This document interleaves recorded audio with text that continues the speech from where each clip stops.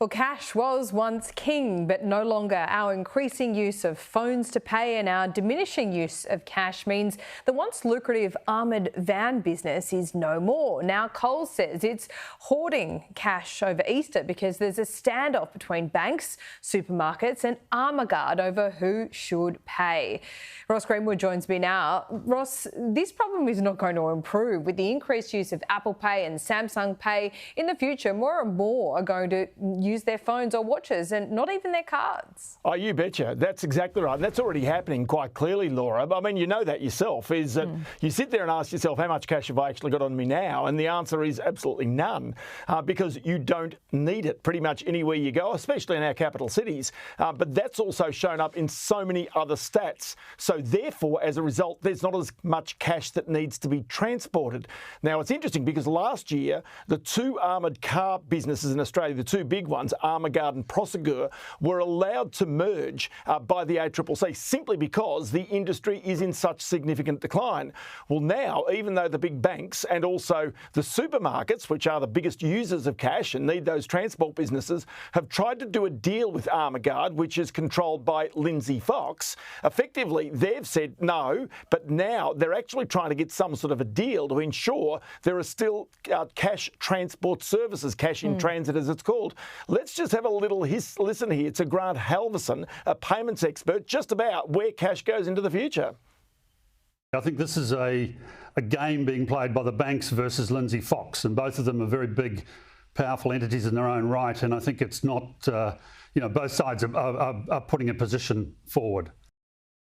Ross, I've been talking about this for quite some time, and look, cash is still legal tender, but a lot of people aren't accepting cash now, but the banks are still charging us to hold our own cash, even in deposit accounts. So when's that all going to change? Who's going to start pushing for that?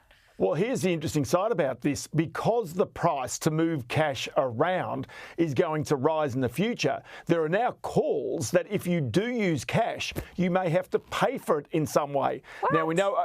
Yeah, that's exactly right. So we know over a period of time, when you used to go to the ATM, you used to pay, and then all of a sudden it stopped and you didn't have to pay anymore, but the number of ATMs is now disappearing. Well, there's now suggestions that maybe banks will get out of ATMs altogether. They'll go to private businesses that will all charge you if you want to get access to cash into the future. So that's where it goes to. But the second thing is, this is the other irony of all this, is it's not that there's necessarily less cash in our community, as you heard Grant say there. The reality is that more people are using cash to hoard. So the number of $50 notes, the number of $100 notes in our community has never been higher. Around $100 billion worth of cash is out there. I haven't seen one in years. Well, so you're not stashing them, that's why. But lots of people apparently are. So as I say, you buy a new house, just make certain you check the wallpaper is what I'd suggest. I tell you what, my grandma used to have cash, and that's probably the last time I saw a $100 or $50 note, and they were great birthdays and Christmases. Anyway, I digress. What's going on in the markets? It is at an all-time record this morning. We're going to show you a few bits and pieces here. Effectively, what's going on is that the markets are soaring and have been for a period of time off the back of expectations of lower interest rates. But also, some stocks that have really done brilliantly have actually boosted the market along. Of the big stocks, you can see companies like Goodman.